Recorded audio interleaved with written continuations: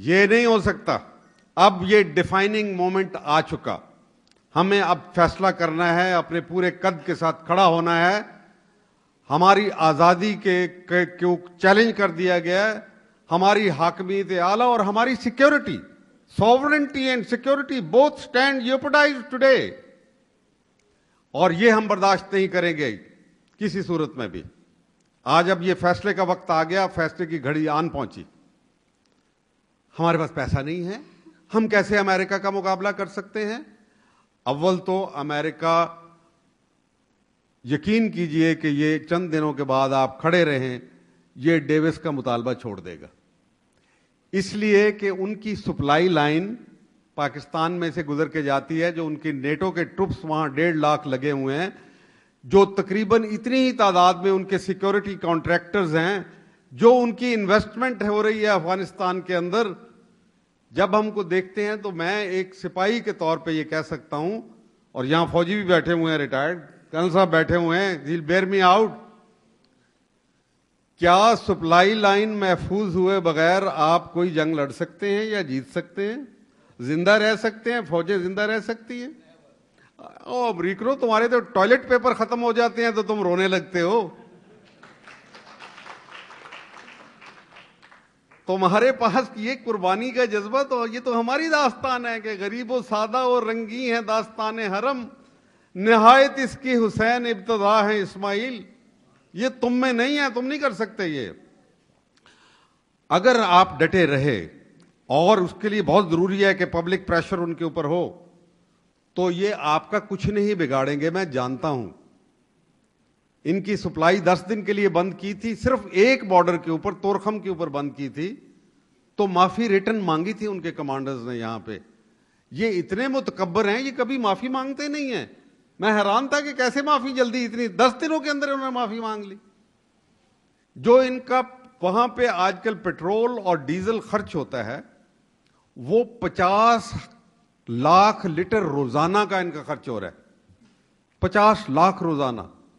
اور ان کے پاس 2 ہفتے سے زیادہ وہاں سپلائی نہیں ہے. آپ 1 ہفتہ ان کی سپلائی بند کر دیں, ان کو نانی یاد آ جائے گی. حکومت بھلے نہ کرے, ہم خود کر سکتے ہیں.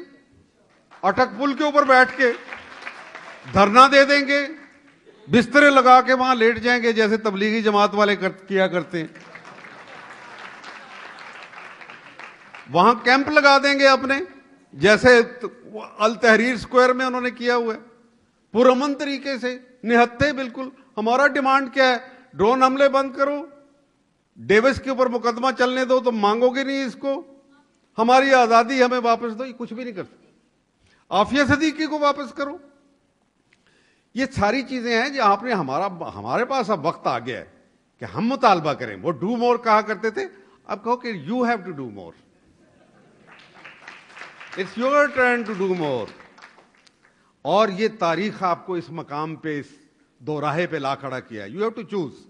اب آپ نے فیصلہ کرنا ہے. اب یہ نہیں ہو سکتا کہ حکمران ہمارے فیصلے کریں, کیونکہ حکمرانوں نے ہمیشہ ہمارے خلاف فیصلے کیے. اس ڈکٹیٹر کو آپ نے, اس ظالم کو کھلا چھوڑ دیا, اور آپ کہہ رہے ہیں کہ اس مقدمے میں اس میں پھنساؤ. بابا, اس کے اوپر سب سے بڑا مقدمہ ہے, اس نے پاکستان کو بیچ دیا.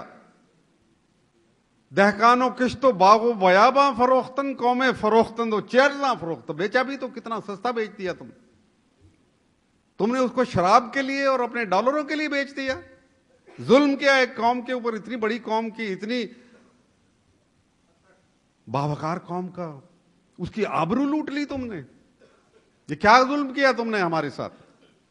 اب نہیں, اب آپ کے پاس وقت آ گیا ہے کہ وہ جو داغ آپ کے ضمیر کے اوپر, آپ کی سوورنٹی کے اوپر, حاکمی حالت آپ کے وقار کے اوپر لگے تھے 14 ستمبر کو, کیونکہ یہ فیصلہ اس نے یک طرفہ 14 ستمبر کو کیا جھوٹ بول کے کیا تھا. 14 ستمبر کو 2001 کو جو فیصلہ کیا تھا, آج وقت آ گیا ہے کہ وہ سارے داغ ہم دھو ڈالیں.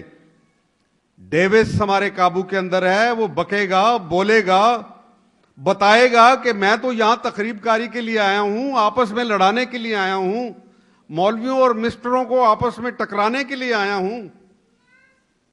میں تو یہ کام کر رہا تھا.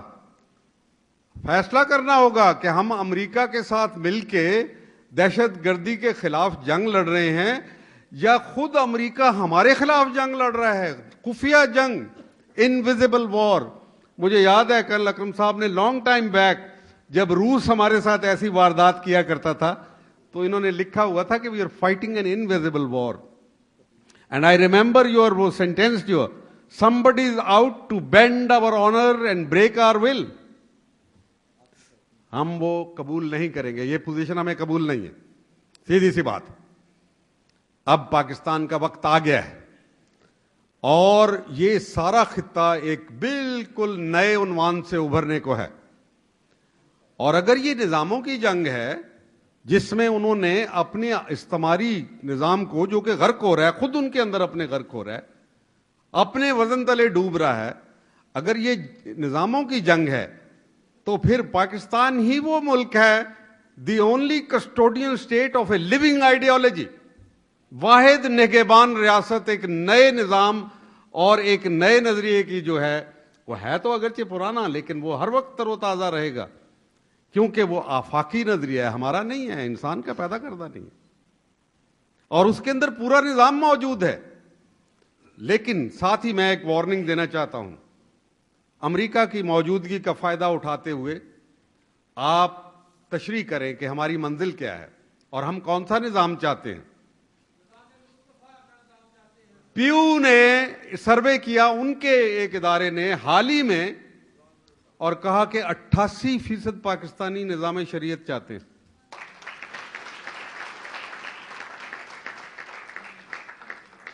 अगर पाकिस्तान को एक नर्म इनकलाब के जरिए से तब्दीली लानी है तो मैं बहुत सोच समझ के ये बात करने जा रहा हूं कि अमेरिका की मौजूदगी जो और 2 या 2.5 साल ज़्यादा से ज़्यादा रहेगी अफगानिस्तान में, इसका फ़ायदा उठाते हुए आप अपना निज़ाम बदलें। पहले तो अमेरिका को नो कह दें, डिफाई कर दें उसको, कुछ भी नहीं बिगाड़ सकता आपका। और अगर कहें कि हमारे पास पैसे नहीं हैं तो फिर कल इंडिया हम पे चढ़ दौड़ेगा तो क्या कहेंगे, जो हमारे तो पैसे कोई नहीं है, हम तो जंग नहीं लड़ सकते। क्या ऐसा करेंगे? हम नहीं करेंगे ना, लड़ेंगे ना, जो भी कुछ है इसके साथ लड़ेंगे। दूसरी बात यह है कि ये कर्जों को जो बोझ हमारे ऊपर डाला गया है, इनको ओडीएस लोन्स, खुद अमेरिका ने एक दफा कहा था हमारे ऊपर जो $60 बिलियन के कर्जे हैं, जिसकी वजह से ये गरीब कौम, हर बच्चा जो पैदा होता है 35,000 रुपए का वो मकरूज पैदा होता है।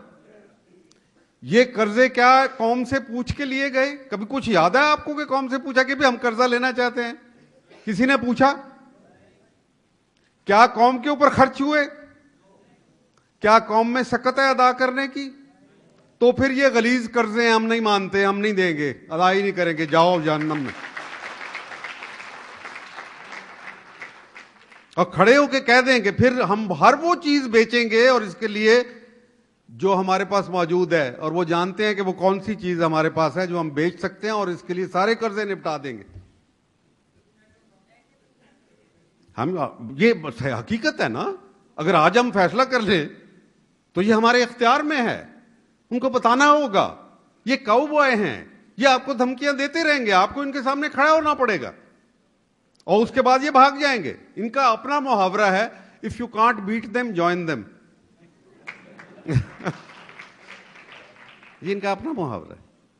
तो मैं ये कह रहा हूं कि खुदा के लिए एक बहुत इज्तमाई दानिश को बरूए कार लाते हुए अभी आप इस निज़ाम को बदलने की, इसकी जो कॉन्ट्रडिक्शंस हैं उनको ख़त्म करने के लिए कदम बढ़ाएं और नया एजेंडा इस कौम के सामने रखें जिसमें असली रूह मौजूद हो, वही जमहूरियत की, पाकिस्तान से मोहब्बत की और इस्लाम से मोहब्बत की जो रूह है उसको जमा करके और उसके एक एजेंडा इस कौम के सामने पेश कर दिया जाए। अमेरिका आपका अब ये निज़ाम को पहले रोकता रहा कि ये निज़ाम, इस्लामी निज़ाम कहीं आ ना जाए। कहीं डिक्टेटर बिठा देता था, कहीं बादशाह उन्होंने मुकर्रर किए हुए हैं, कहीं और किसी किस्म के टिन गॉड हमारे ऊपर बिठा दिए जाते हैं। लेकिन अब उसकी ताकत कमज़ोर पड़ रही है। ये एक बहुत, और ये उलमाए कराम के लिए ख़ास तौर पे एक पैगाम है कि खुदा के वास्ते अपने झगड़े अब बंद कर दो। یہ جو فرقہ واریت اور 1.5 اینٹ کی مسجد ہے، یہ اب بند کرو. ایک موقع قدرت دے رہی ہے جس کی آپ ہمیشہ بات کرتے رہے ہیں کہ وہ کسی مسٹر کا نہیں ہوگا، کسی ملا کا اسلام نہیں ہوگا، وہ نظام ہوگا جو قرآن سے براہ راست برآمد ہوتا ہے، نبی کریم صلی اللہ علیہ وسلم کی اسوہ حسنہ سے اور ان کی سنت سے براہ راست برآمد ہوتا ہے. ہم ربیع الاول کے مہینے کے اندر ہیں، بڑا موقع ہے، اس کے اوپر غور کریں، ہم فکر کریں کہ موقع مل رہا ہے ہم کو. ایک سورج غروب ہو رہا ہے، ہم دوسرا سورج طلوع کر سکتے ہیں اس وقت. یہ موقع ہمیں اللہ تعالیٰ شاید اگر مس کر دیا ہم نے تو 200 سال اور نہ ملے. تو آج آئیں، اپنے بازوؤں کو بازوؤں میں ڈالیں ایک دوسرے کے ساتھ، اور بالخصوص نوجوان نکلیں پرامن طریقے سے. یہ ہمارا ملک ہے، ہم اس کا ایک پتا بھی نہیں توڑنا چاہتے، ایک گملہ بھی نہیں توڑنا چاہتے. پرامن طریقے سے احتجاج ہمارا جمہوری حق. نوجوان نکلیں اور یہ نعرہ لے کے کہ coming into the street to vote with our feet. ہم سڑکوں پہ نکل رہے ہیں اپنے. آخر مصر میں بھی تو یہ ہو رہا ہے نا، باہر نکل آئیں. جب آپ نکلیں گے تو آپ کس جذبے سے نکلیں گے؟ ایک ادھورے انقلاب کو پورے انقلاب میں بدلنے کے لیے، اور یہاں پہ وہ نظام لانے کے لیے جو اللہ تعالیٰ نے آپ کے لیے مقرر کر دیا گیا. اور اللہ کی خاص منشا تھی پاکستان ریاست مدینہ کے بعد دوسری ریاست جو پیدا ہوئی، وہ اسی عنوان سے پیدا ہوئی کہ یہاں اسلامی نظام آئے گا.